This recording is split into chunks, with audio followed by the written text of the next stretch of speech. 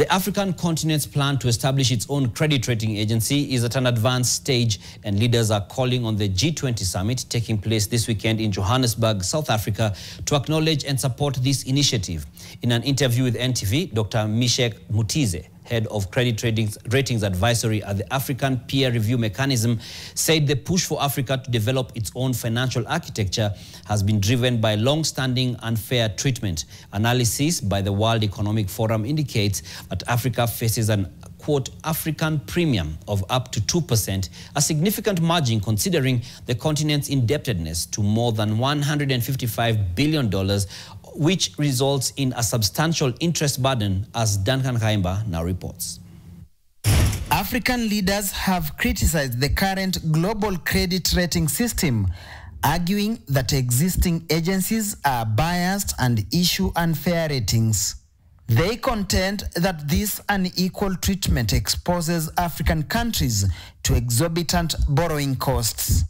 Data tells us that Africa pays 10 times more interest when they borrow compared to other nations, for example, in Europe. So while others might argue that there is a higher risk, but what about the capital? What about the opportunities? What about the potential that Africa has? What about the resources? What about the demographic dividend? All that. All those are things that should be considered when you're talking about alternative credit ratings or credit worthiness of Africa. The G20 needs to focus on some of the underlying fundamentals that are driving cost of capital high. And one of such impression is what is created in the mainstream financing architecture, part of which I have mentioned that rating agencies have driven this narrative. And also that is also aided by the Bretton Woods institutions through the programs that they are more inclined towards. To illustrate the impact of unfair credit ratings on the continent, Dr. Mishek Mutize, head of credit ratings advisory at the African Peer Review Mechanism, explains the consequences.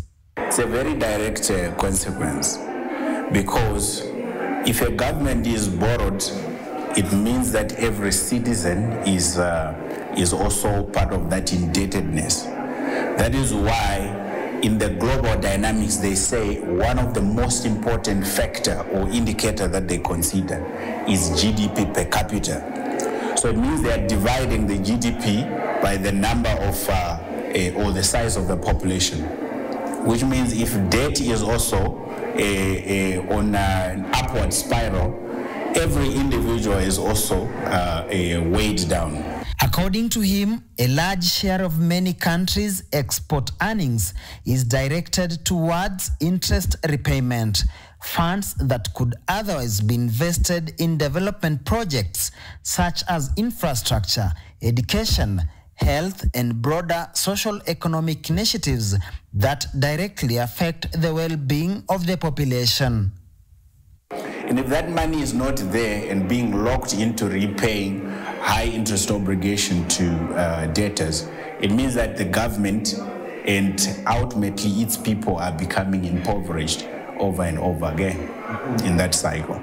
The African Union reports that Africa's external debt rose from over $500 billion in 2020 to more than $1 trillion by 2024, with countries spending over $70 billion annually on debt servicing. The AU is now urging the 2025 G20 summit to recognize and support Africa's effort to establish its own credit rating agency.